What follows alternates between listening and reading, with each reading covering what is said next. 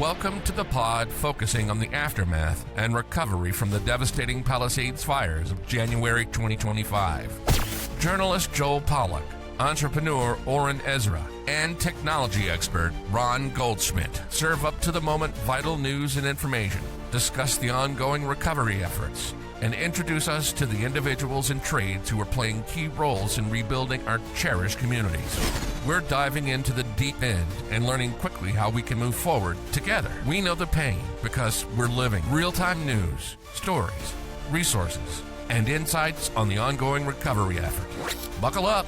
We're three homeless guys.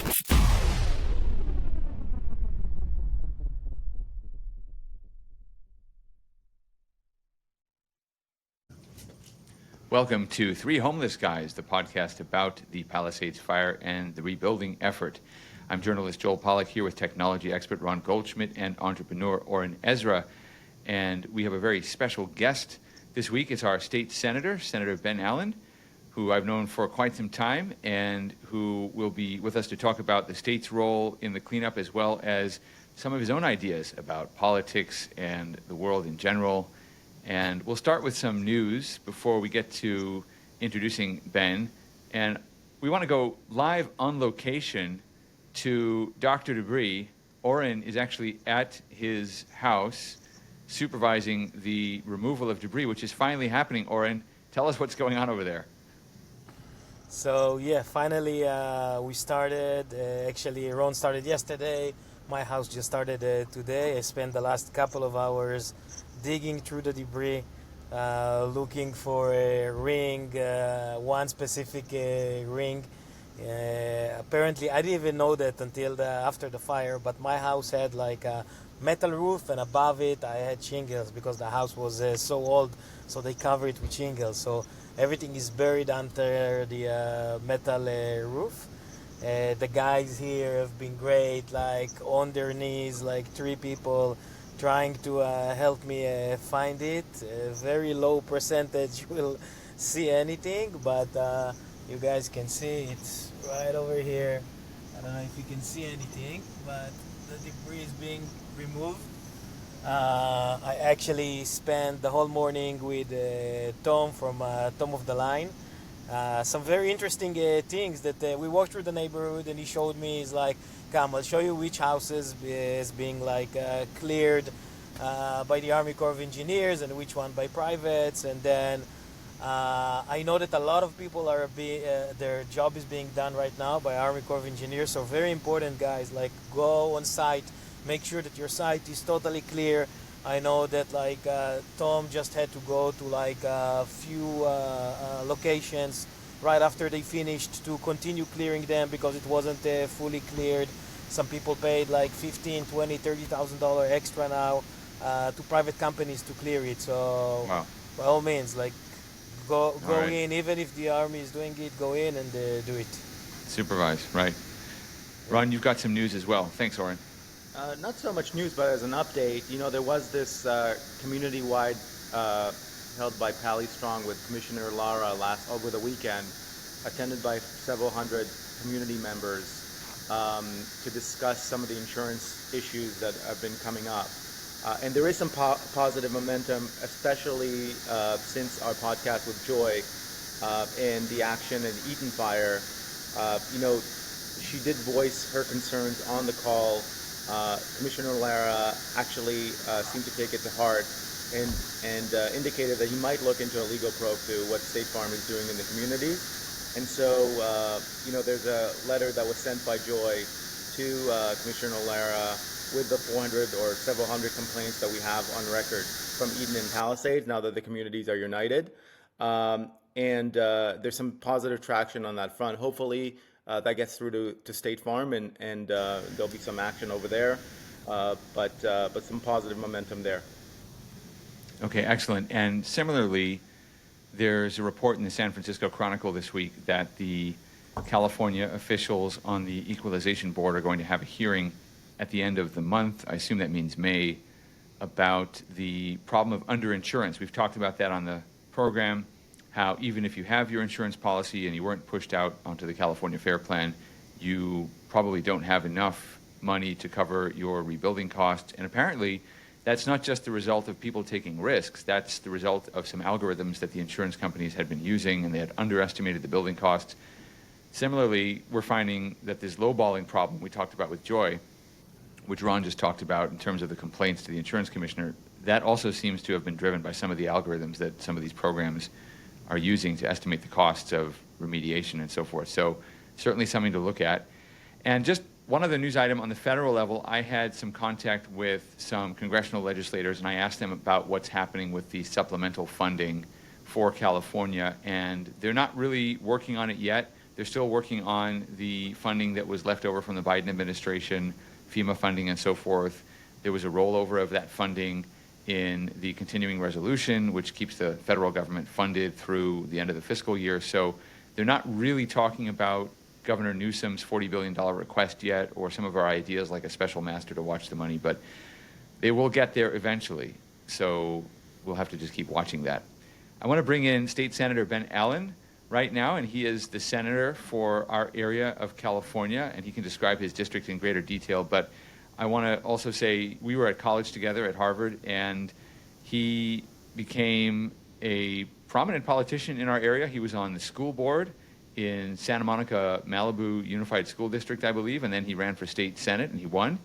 And I believe he's done an outstanding job. And he and I are from different political backgrounds, but I've always respected the job he's done. He's been very accessible in the community, and he also is deeply concerned about issues. And Ben, I'm going to maybe embarrass you a little bit, but I'm going to tell the story I told you a few weeks ago. Once I was flying to Sacramento from Burbank, and I happened to be on the same flight as you. I was a couple rows behind you, and you didn't see me. And I decided that I was just going to hang back and watch what happened, because you were there with a bunch of other state legislators. And you were discussing a piece of legislation on the plane, and you were explaining your position to them in very clear terms. It made it absolutely clear that you understood the issues and that they respected your opinion and they were looking to you for guidance. And it wasn't what people assume happens behind closed doors with politicians and horse trading and all kinds of arrangements. You were simply making the case for your position, and they were actually asking you to explain the issues. And I don't think I caught up to you when we were deplaning or anything like that, but I remember that experience stayed with me, and I thought, well, this guy's really conscientious about what he's doing. I'm glad he's my state senator. So welcome to Three Homeless Guys. Well, so good to be here, and it's a good lesson for me that, I got to remember there's always a lot of ears on those Southwest planes. Speaking of insurance, there was an incredible story a year or two ago about an insurance guy that basically laid out his whole plan for killing a bill, and it's just so happened that Jamie Court, who's this consumer advocate, was on the plane, I think one row behind, heard the whole thing and blew up the whole deal. So it's a good reminder. Those Southwest planes are chock full of engaged people. But thank you so much. Good to be here on the show. And man, I mean, it's been a wild time. These last couple of months, as you all know. But I continue to be so much in awe of the resiliency and the advocacy and the leadership of so many folks from the community there that have been just fighting so hard to get the community rebuilt. Oops. Are you on mute? Joel, you're on mute. Yeah, okay. Oh, there we go. I've muted myself and unmuted. The challenges of doing this podcast are technical, but they're also something we're working out as we go. All right, so your Senate district is 24, and it's one of the most desirable areas to live anywhere in the United States. It takes in Santa Monica, El Segundo, Malibu, the Santa Monica Mountains, all the way up to Agora Hills, Calabasas, West Hollywood, Beverly Hills, and of course Pacific Palisades. And it's an amazing area. All the way down to Palos Verdes, which is another fire zone and a lot of landslide challenges. So we have our share of beauty and natural disasters. Torrance, the beach cities. Yeah, you've got an amazing stretch of coastline there, but an incredible amount of responsibility. So tell us, first of all, what your experience has been as you've dealt with the Palisades fire and what the state is doing to help. Yeah. Well, from the very beginning, it was a wild moment. I mean, I actually I woke up the crack of dawn that morning to go it was my very first day, my literally the second day back from Sacramento. back to session at the beginning of January. Woke up at the crack of dawn to go out to the desert to go welcome President Biden, who was going to go announce this new national monument in the desert out there. And I'd helped to do the resolution to call for this. Anyway, we go out there. They cancel the event. We're already past Indio at this point because the winds are getting so intense. And we start heading back, and I start to realize that there's something really serious happening in the Palisades. And I had him drop me off at the Metrolink train station and hopped on a train and went back to LA. And you know, the whole time I was just getting more and more reports. And I ended up spending, of course, the next 3 weeks down in my district with the aftermath of this terrible fire. I'm from Santa Monica. I'm a member of the Kilat Israel Synagogue. I grew up so close to the Palisades. So many of my friends lost their homes there, and it's just been so basically something like this happens, and there's this phalanx of government agencies that kick into gear, and none of the elected officials, unless they've actually gone through it themselves in an intense way, really know what they're doing. You're trying your best to just read as much as you can about fire response. I mean, I had some experience having watched Woolsey and some other, I had some smaller fires in my district, but nothing like this. And so we were just trying to get as into gear as we possibly could to provide all the basic access to information and services, from being prepared at press conferences, but also, most importantly, making sure that we had a really strong response from the California Office of Emergency Services and Cal EPA, and that there was good coordination with all these federal agencies that were coming in, the Army Corps and FEMA, and US EPA, and then of course all the jurisdictional issues on the ground in Los Angeles, which, we've got all these different powerful governments and political egos, from the county to the city. The city of Malibu was involved as well, and so that was a whole nother series of challenges to navigate. But it was all about, at the beginning, it was all about just getting people the information they needed and getting them the immediate support they needed. We were getting shelters up. We were just trying to help with information. Ever since then, it's been about making sure we had a major chunk of money come out to help with the cleanup process. Now a whole series of bills that address various aspects of the fire that have come up. I mean, everything from property tax reforms to support for the mobile home park residents. I mean, there's just this endless stream of issues that have been raised. The complicated transition in the federal government and our relationship with the federal government, and then also just making sure that the attention remains on this issue. I mean, times move on. Lots of things have been happening. Obviously, massive international news and national news. And how do we make sure that these disasters continue to be on the front burner in Washington, in Sacramento, but also in City Hall and at the Board of Supervisors? I mean, as so many new issues pop up that are unrelated, part of my job involves continuing to bang the drum for the Palisades and for the community within the political and governmental circles. So much of the work seems to be done by the federal government and the local government, and you've got the Army Corps, which you mentioned, the EPA, all federal agencies, FEMA, and so forth. And then there are the local agencies that have to do the permitting for the rebuilding and so forth.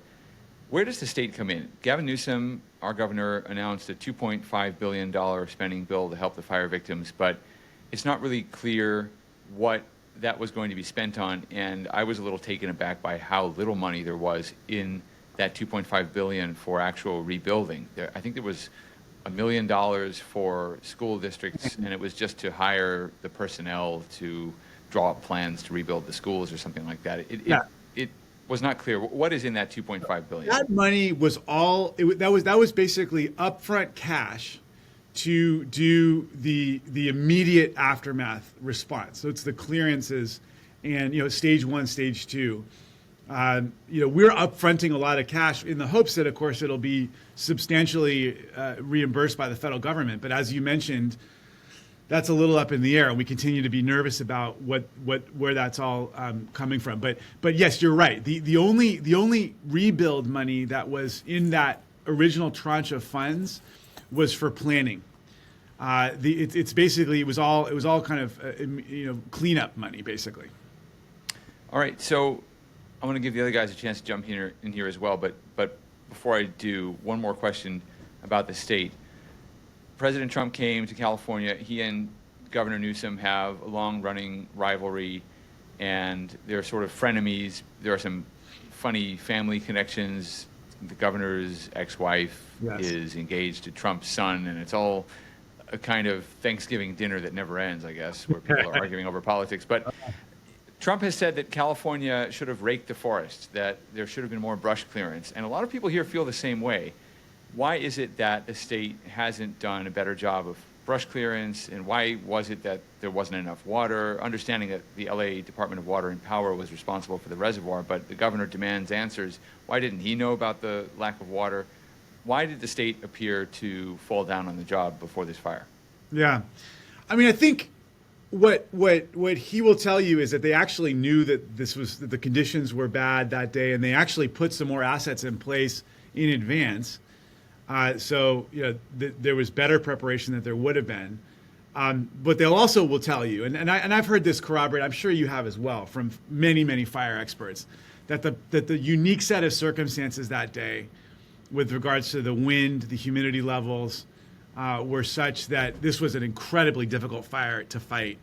And if you look at it's in some respects, from a firefighting perspective, it's the tale of two fires.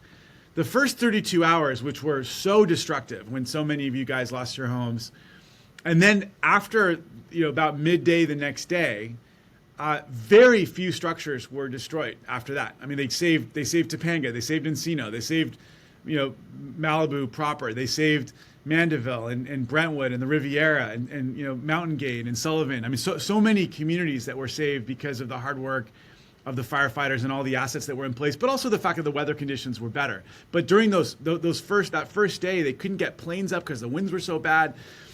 And of course, you're right. The water system faltered. Now, again, it's really hard to maintain the level of water around the state to be ready for this kind of disaster at all times. That would be very expensive. But it certainly has given everybody a bit of a wake-up call about how we need to further invest in our water, our firefighting infrastructure writ large. There's a lot of new ideas that are floating around, some new purchases that CAL FIRE is going to be making. But there's a lot of budget constraints. I mean, the city and the county have struggled a lot budgetarily. They're struggling all the more. And so, one of the big questions is how is firefighting resiliency going to be part of our budget? It's one area that we're not seeing cut as other areas are getting cut pretty significantly. But this is an area of real vulnerability for our state.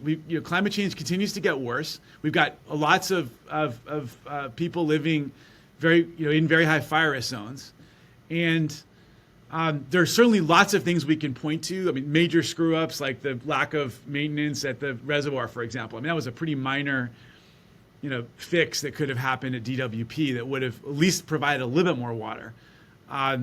So there's all sorts of things that we can point to.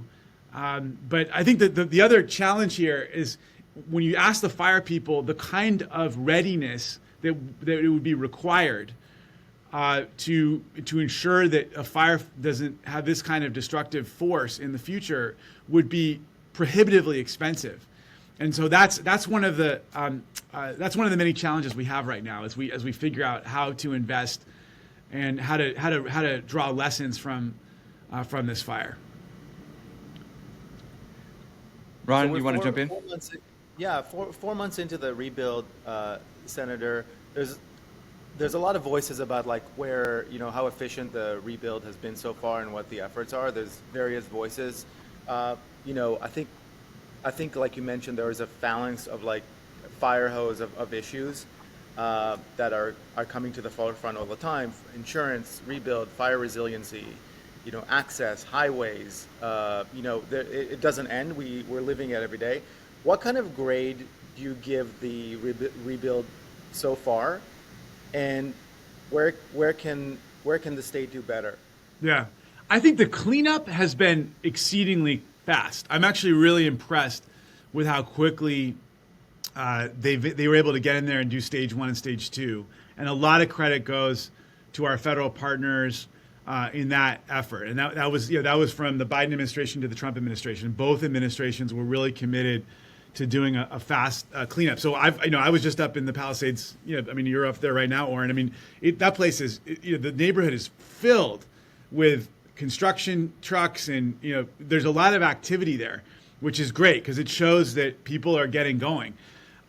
Some permits have gone out. I just spent Friday in Santa Rosa, though, and I will say, talking to them, and also my own observations, I am nervous about the level of seriousness that our city friends are putting into the permitting process. It seems like Santa Rosa, in their immediate response to the fire, had, I think, 62 permit reviewing officers that they hired all over the country that were just going through all of the permits for reconstruction.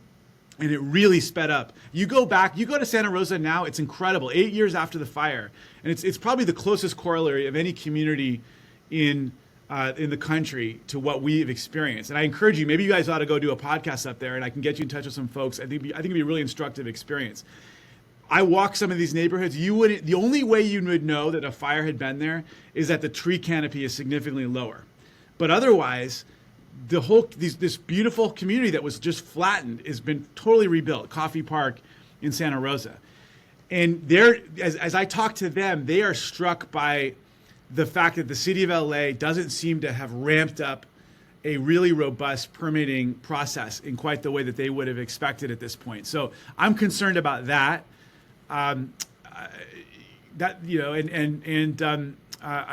concerned about how the current resources situation is and all the competing politics of downtown LA might be getting in the way of our ability to do as efficient and effective a rebuild as possible. So the jury's obviously still out, and the cleanup process was actually pretty fast, but it seems like we need to be learning more from Santa Rosa to get a better permit review process in place to help people. And I know you guys have spoken about this on the podcast, and I'm certainly really interested in hearing your personal experiences too, as you've spoken to people.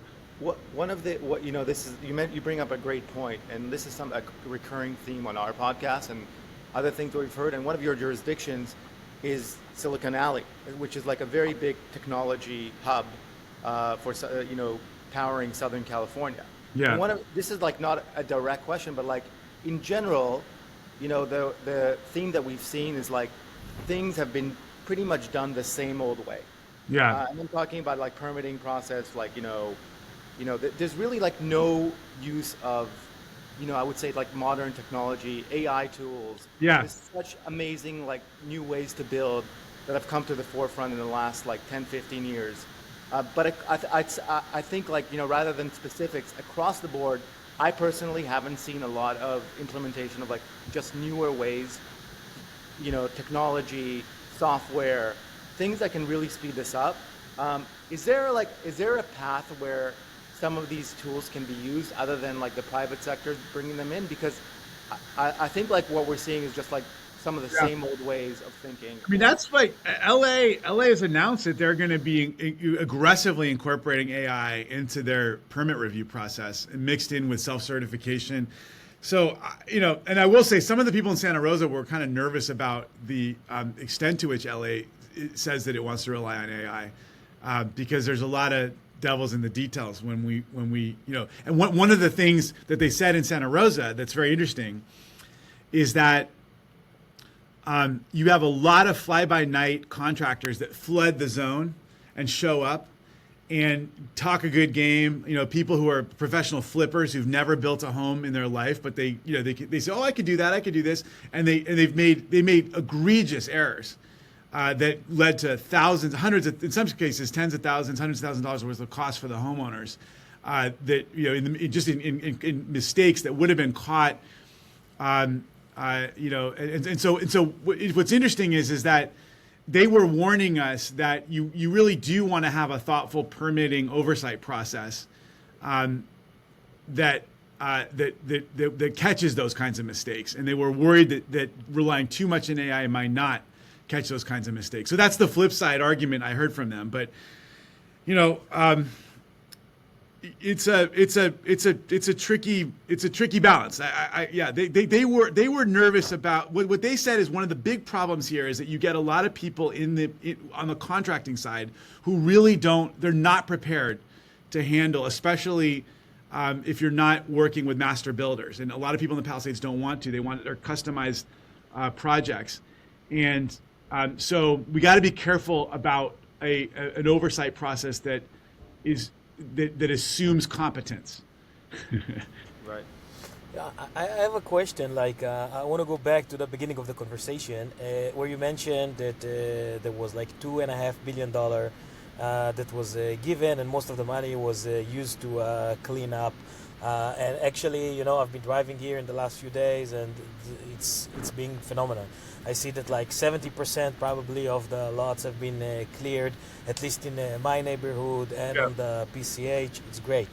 But if this was funded by the government, now I know that everybody that chose to go with the Army Corps of Engineers is going to get a bill eventually, which their insurance will have to pay. So I'm assuming that somebody is like getting double paid. And from the beginning of the pod, I'm trying to understand, because I'm sure there is like something over here that doesn't sit, to me at least, right. Like, how come if I didn't choose to go with the Army Corps of Engineers because I didn't know what will be my bill. I hear from like people that went through the Uzi fire that 3 years later, 5 years later, suddenly got like $150,000, $170,000 bills.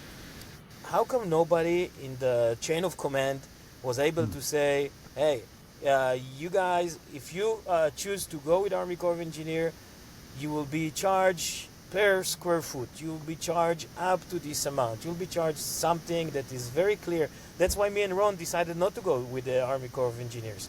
That's why we're paying it from our own pocket right now, and now we need to go and fight with our insurance, because I don't want to get hit with a bill of $150,000 in a few years. That's a great question. I want to spend some time on that because, they were telling us all to go out there and encourage people to go with the Army Corps. And so I'd love to get more information about that Woolsey case.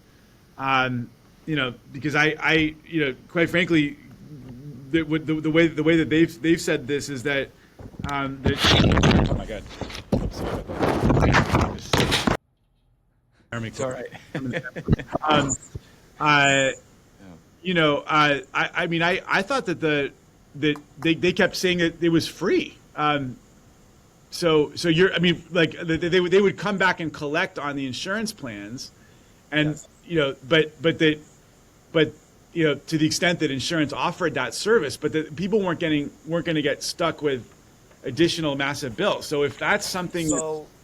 So you're right in one point. Like, for instance, if my insurance says that my debris removal is up to $50,000, that's what they can take from my insurance, up to $50,000. Right. On my specific policy, for instance, there is no limitation for the debris removal. So they can come and take $200,000 from my dwelling cost. So they can go and take $300,000. I don't know. I have no idea how much money they can take from my dwelling cost. And and most of people don't have like any limitation on the debris removal line of item. And that's what ended up happening in the Woolsey fire. 2 years later, people ended up getting insurance bills, or people going after their insurance. And if it's kind of like first in, first out, as soon as the dollars come out of your insurance policy, then you have less for other items. Totally. So that's a lot of folks were faced with that during Woolsey. And a lot of folks were faced with that now because there was no visibility into how much.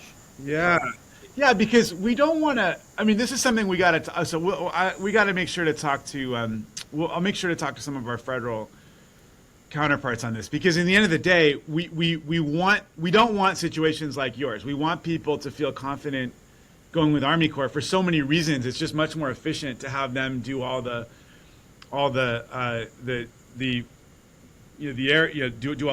lots and I understand your fear. So let me spend some time talking to our senators and congressmen about this, because I think it would be good for them to announce a maybe it's a little after the fact at this point, but to the extent that we want them to, to finish up and get all this done, it would be good to let people like you feel confident going with them. So there's got to be some sort of reasonable point at which they take like X amount from insurance, and then they don't go above that, so that at least they get some compensation. But you're not sitting there worried that your entire, that your entire policy is going to be eaten up by it. Exactly. For me, it's too late. It doesn't really matter for me, but for other people that signed in and went with the Army Corps of Engineers, I think it will be great for them to know that, okay, that's how much we're charging. And another question that I have, and we mentioned the utility companies. What is your take about the utility companies? How should they be holding any accountability to what happened? For instance, my gas was on while my house burned down. My house actually exploded. My house didn't burn down because the gas was on. We didn't have water, as you mentioned. Electricity was still on over here. While the neighborhood was on fire, electricity was on at least until 4:30. I know electricity went down in my house at 4:30 probably p.m. while my house started to burn. So what do you think should be the responsibility of the utility companies?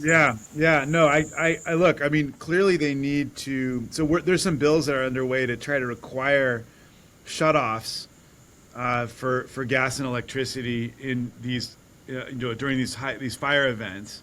And I do worry about the idea that gas contributed. We've seen all sorts of evidence to suggest that the gas infrastructure contributed to the severity of the burn through there, which is actually lending some credence to certain groups that want to look at full electrification of neighborhoods in the very high fire risk zones. But obviously there's a lot of accountability when there's a finding of the initiation of the fire. It's why Southern California Edison is going to get hammered based on the Eden fire. But there has to be some additional requirements for shutoffs when a fire is underway. And there's a bill that's making its way through the legislature on this topic. Now, the challenge, of course, also is to what extent. The more you hold these guys accountable for any for something like this, right? So exacerbation of the fire, the more that they just kind of shut off all the time. One could argue that that's a really good idea for them to just preemptively shut off, but of course it ends up leading to a ton of annoyance when they shut off preemptively.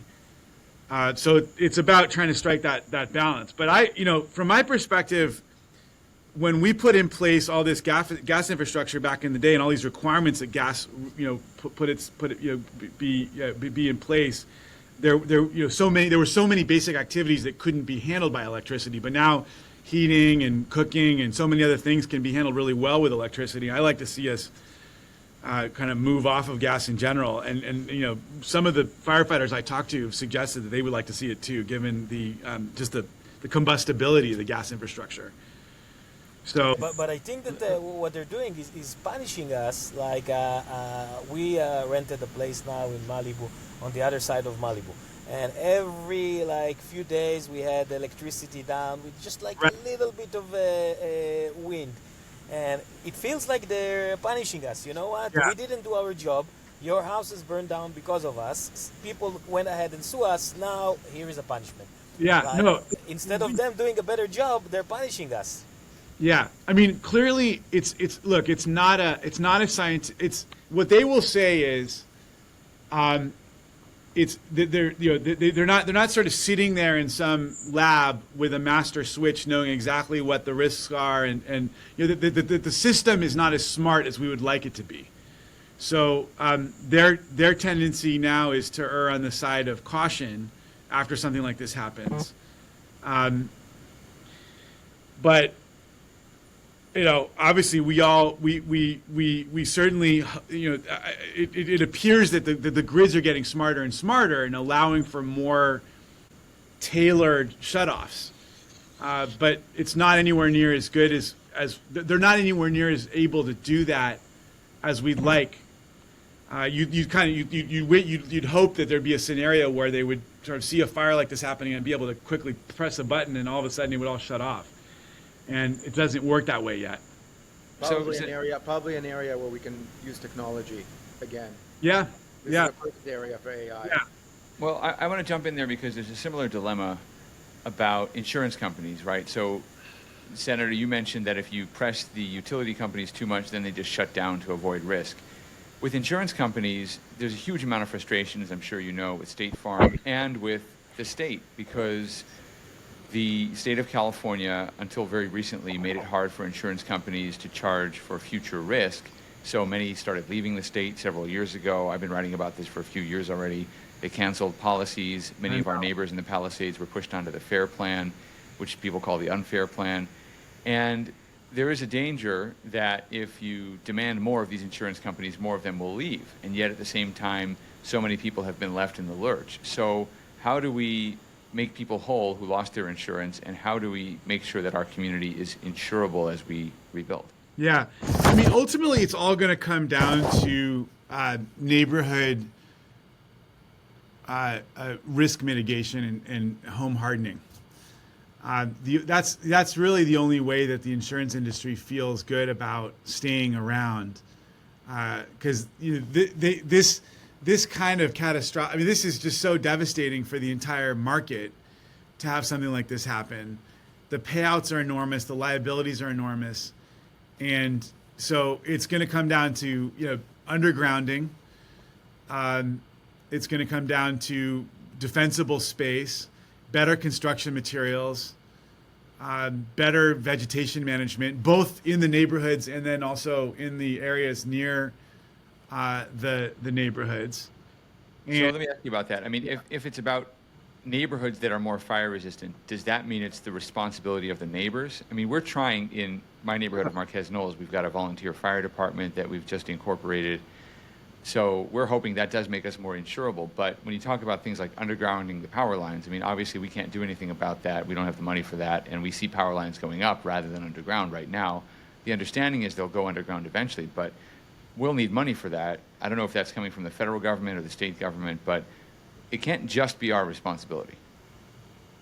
Yeah, no, I mean, it's going to have to involve a lot of different factors, but there will be greater individual and neighborhood responsibility associated with this, and to think otherwise is I think foolhardy.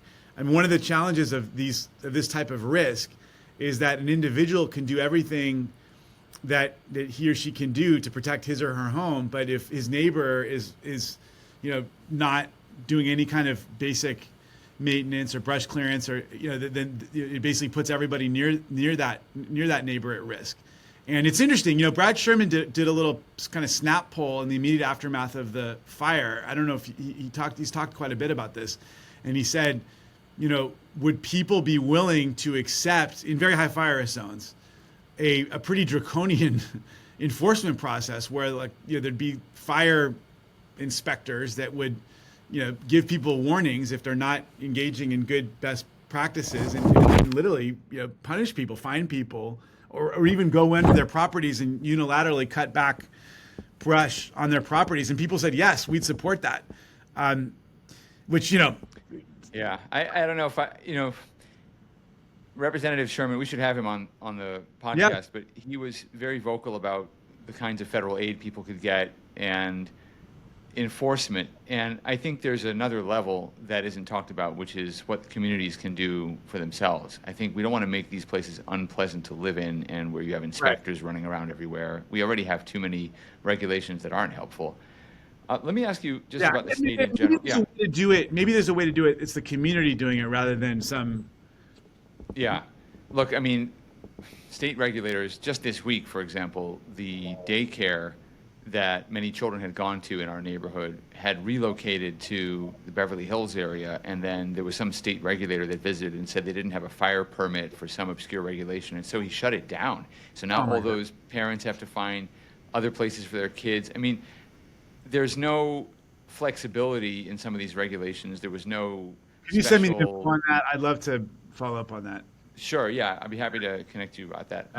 But generally, the state of California is very good at regulating what it wants to regulate. But then Yep. when it comes to things like the water in the reservoir and the brush clearance, I mean, let me ask you about the Santa Monica Mountain Conservancy, because I've heard complaints from fire departments that they can't get some of these authorities to clear brush because of environmental concerns.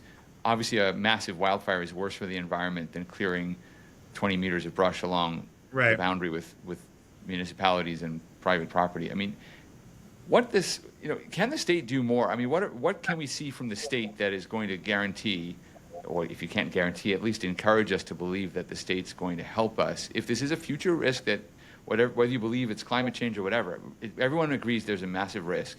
So is the state going to do a better job, and how would we know? Yeah. So we just pushed out my subcommittee out of the Prop 4 bond monies, $35 million to the Conservancy specifically for fire projects. So there's a lot of resources that we're now pushing out to make sure that they're going to do that kind of work. I just facilitated a meeting between the leadership of the Conservancy, the MRCA, and the city of Malibu to talk about this.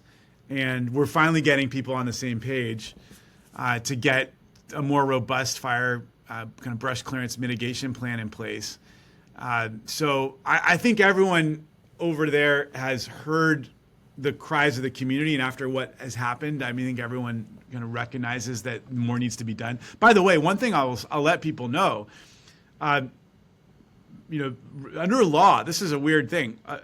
Residents have not only the right, but the responsibility actually to assist and even pay for and carry out responsible brush clearance 200 feet into public lands beyond their properties. So there's some additional tools that residents have that I don't think a lot of folks knew about. I didn't even know about it until the fire, and we started digging into this. But you can have someone from the Conservancy come on too. Maybe they'd be interested in coming and talking about what they're going to do with this money. But there's basically we're pushing out a lot of bond money for them to do fire projects all throughout the mountains, and it's going to be brush clearance. It's going to be fire resistant native plantings. Some watershed related work that will help with fire mitigation and resilience, and all that's going to help. So, again, it's not going to, one thing I guess I have to emphasize, it's not going to make this, it's not going to make none of it is foolproof. But we're going to need to continue to resource this kind of work, including prescribed burns. There's a terrible story of how the county fire was going to do a big prescribed burn outside of Big Rock, and a couple folks called in concerned. Most of the neighborhood wanted to do it, but a couple people didn't. This was a few years ago, right. and got them to stop. It never happened. And it never happened, and the whole neighborhood burned down. Yeah. So that's the other thing. We got to make sure that the politics gets pulled out, and we let the fire people do the work they need to do. All right, so I have a few more questions. I know the other guys have a couple more before you have to go as well, but just to preview my questions, one is about a local authority, a resilient rebuilding authority people are talking about creating in the Palisades and Malibu area. I want to ask you about that. Then I'm going to ask about some state-federal relationships, especially the governor's relationship with the Trump administration. And finally, I'm going to ask you about your own political future, because unfortunately, as marvelous a job as you're doing for our district, you're running into this thing called term limits, and so I have to ask you where you're going from here. But let's start with the first piece of that. There was a Blue Ribbon Commission that came out with a report that's in draft form. I don't think it's been published yet, but I've seen it. And the Blue Ribbon Commission was set up by Lindsay Horvath, who we had on the podcast, to study ways to rebuild in a more resilient way, what you were just talking about, how to make these communities more fire resistant. And one thing people are talking about is creating some kind of local authority which can access funding from the state, Proposition 4 funding, which is about water infrastructure, and to use that local resilient authority to govern some of the rebuilding within our own community. So in a sense, it would add another layer of self-government to the Palisades Malibu area. Yeah. Can you tell us about that? Obviously, we need some kind of state legislation to enable that. Is that something that's likely to happen? Yeah, so Senator Perez and I are working. Perez, Sasha represents the Eaton Fire area, and but she's got a bill that seeks to create this subcategory of climate resilience districts to finance disaster recovery efforts. The idea is that it would allow for the use of tax increment financing for supporting efforts to acquire, demolish, remove, relocate, rebuild, replace buildings, and also affordable housing facilities, structures, parks, wildlife court. I mean, all sorts of infrastructure. So that I think it's my hope that this bill will become the facilitator for the proposal that's in the Blue Ribbon Commission report. Does it have a number yet? Is there a bill text that we can read? SB 782. Okay, and yeah. SB 782. Okay, so that's interesting because it means essentially we could run our own rebuilding process with state and local funding. I think state funding under Proposition 4, if that's correct. This is particularly focused on tax increment financing, where you're able to basically, we'd have like a sales tax or some kind of a tax. Well, it basically allows for the capture, for the securitization and capture of the tax revenue that's going to be generated from the economic activity that's benefiting from the rebuild. So basically, you're basically you're instead of all the money from the neighborhood in the near future going to City Hall, you're able to capture some of that money and in advance. With the knowledge that the rebuild's going to be successful, and so it plows that future money back in to the rebuild. So it becomes a kind of virtuous cycle where the money, where the upside is able to be captured and used for a rebuild in the neighborhood. Okay, that's very interesting. And we're running a little low on time, so let me ask very quickly: can Governor Newsom still demand $40 billion from the Trump administration and the Republican Congress while also funding $50 million of legal challenges to the Trump administration's policies? And finally, I have to ask you, are you interested in running for governor yourself? What are your broader political ambitions? Because I know a lot of people would be very happy to see you as a candidate. There are many candidates in the race already. We were going to interview a couple of them, but you've been an outstanding state senator. So what's your take on those two issues? Yeah, I appreciate it, Joel. I mean, first of all, I don't think he's demanding the money. I think he's asking for it in the tradition of every governor who has ever faced a massive natural disaster like this. This was they could have asked for more, but this was grounded in the costs associated with this particular disaster. And I got to say, it's so disappointing to see the possibility of politics kind of hanging around this repayment. This is a tradition. Democrats and Republicans have, administrations year after year have funded disaster recovery efforts in red and blue states, regardless of politics, over and over and over again. And so let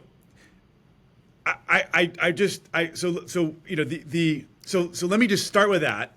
On the legal side, I don't know, Joel. I mean, my challenge here is, I think that it's really healthy in a federal system like ours for there to be pushback from states when the federal government is out there breaking norms as aggressively as this federal government is.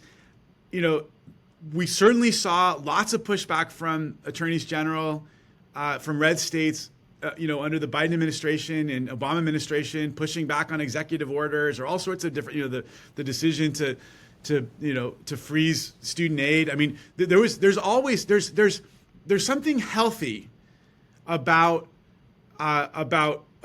going to the courts and challenging, especially when you have an administration that is doing things that are as aggressive and different and norm busting as this administration. So, I think we can walk and chew gum at the same time. Nobody thought to withhold disaster relief for Texas just because Texas was challenging the president on his policies. So, that's part of our federal system, is that we can do some battle and engage in the courts and in the policy arena on difficult political questions and legal questions, while also coming together to support each other during times of crisis. And I guess I would just say the difference is that with Texas, their argument was an open border, and I'm just using that term loosely without getting into an argument about it, but essentially having a policy that brings a lot of migrants into the country imposes an economic cost on states. And so asking for aid isn't necessarily inconsistent with trying to save money, because they're making the same argument. During like the freezes, during some of the natural disasters that took place there. Okay, I think it's just Like interesting. California is taking cases that don't seem to impact the state directly, or that could, California is challenging policies that could save the state money. I mean, if we have stricter immigration enforcement of existing law, California could probably save a lot of money. So the question for federal taxpayers is, why would we send $40 billion to California while they also want to draw down all this money to pay for migration that shouldn't be happening according to current law? I mean, I think, I hear what you're saying, and I actually agree with you broadly, but I also think that the federal taxpayer wants to know that California is going to nail down its response to this disaster in a way that people don't feel they're throwing good money after bad, that there's just this empty hole. I mean, why is California in this budget deficit crisis again and borrowing money for Medi-Cal? I mean, if there's money to cover every single person who's here illegally, which other states don't do, why isn't there money for brush clearance and for fire resilience? Why do we need to get more money? That's the question, really. Totally. I mean, that's a legit great question. I will say, I mean, the healthcare for undocumented folks is not coming from federal money. That was a state, decision. Things like a lot of the most important lawsuits from my perspective are, the Attorney General's lawsuits on ensuring that various programs that fund state work across the country that were allocated by Congress cannot just be unilaterally rescinded or held back by the White House after they've already been appropriated by Congress. And that's money. So the biggest reason why we've got a massive crisis, there's about 4 or 5 kind of major factors, and certainly the new expenditures on Medicaid, is a big factor, and we could talk about that. I'm happy to get into the details. I don't want to take up too much. Quite frankly, some major budgeting mistakes made, but another huge factor is that the state government relies so much on the federal government for all sorts of pass-throughs: Medicare, Medicaid, transportation, education, environmental funding, education funding. I mean, the list goes on and on. And one of the many things that our state attorney general has been involved with, along with others, is to say to the federal government and to say in the courts, the president can't just unilaterally rescind funding for states, programs that they have funded in the past that were appropriated by Congress without an act of Congress. And that's very relevant to our budget solvency. Okay, so I don't want to take up too much more of your time. I know that the other two guys have a last question each to get in, but I don't want to skip the question about your political future, because we're all very interested to see what you do next. Should we be seeing Ben Allen for governor anytime soon on yard signs in front of the new homes? No, I love it. Palisades? Thank you for the question, and maybe we got to come back on and talk more politics. I'm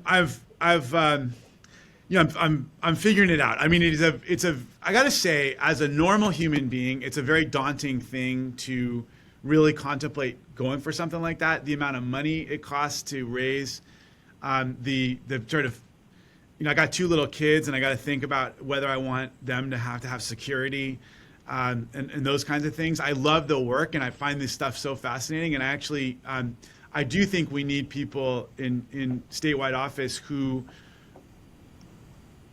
take a more sober-eyed look at these kinds of questions. I mean, I'm someone who is a committed and proud Democrat, but I also want to make sure that some of our party shibboleths don't get in the way of good governance. Doing something like running for governor is an incredibly steep hill to climb, and so is rebuilding a community after a fire. So all right. Let me quickly get the other guys for one quick last question before we send you on your way.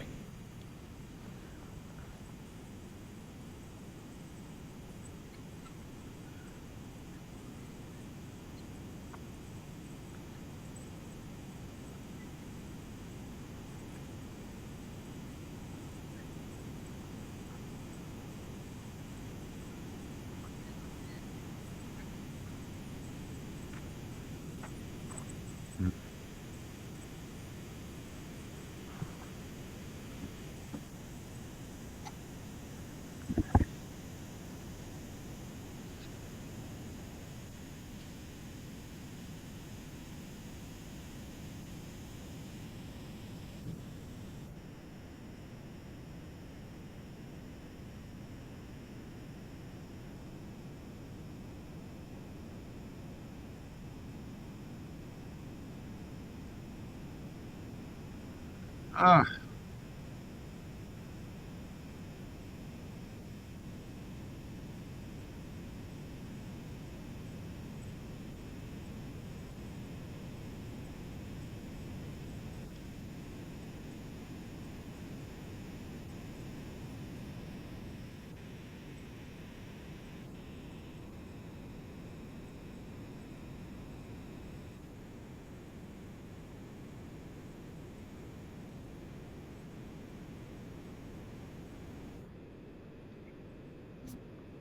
Yeah. Yeah. No, it's a struggle for all of us at the moment. Ron, final question. Final question out of left field. If you Yeah, had a good magic point, wand, man. Yeah, sorry.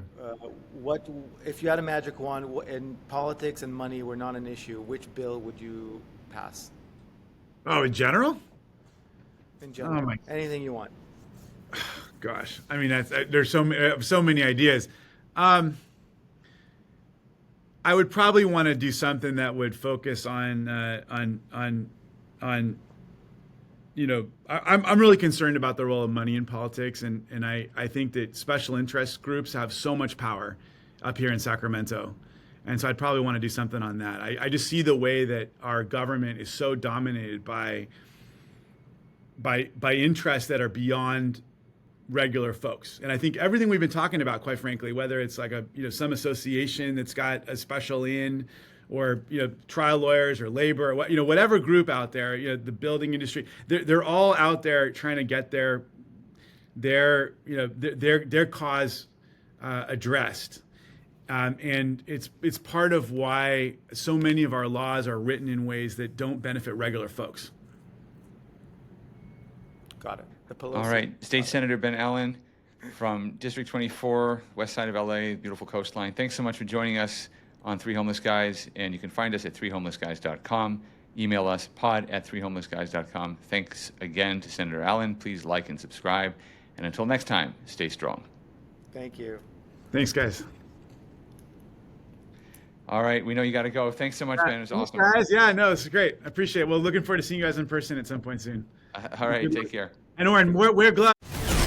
Thanks for listening to Three Homeless Guys. If this episode hit home, please subscribe to our channel. Check out threehomelessguys.com for RSS feeds to your favorite streaming service. Follow us on social and share this with a friend who needs to hear it. Drop us a review or shoot us a message at pod@threehomelessguys.com. We'd love to hear from you. Stay strong, and we'll catch you next time.